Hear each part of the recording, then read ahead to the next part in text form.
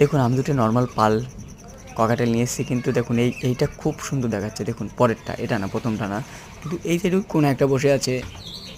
ওটা যখন দিয়েছে ও নাড়িয়ে চাড়িয়ে খুব ভালোভাবে দিয়েছে দেখুন, কিন্তু বাড়িতে আনার পরে দেখুন ও চুপ করে বসে আছে, নড়াচড়া করছে না, খুব শান্ত, এমনকি কাঁপছে, প্রচুর জ্বর।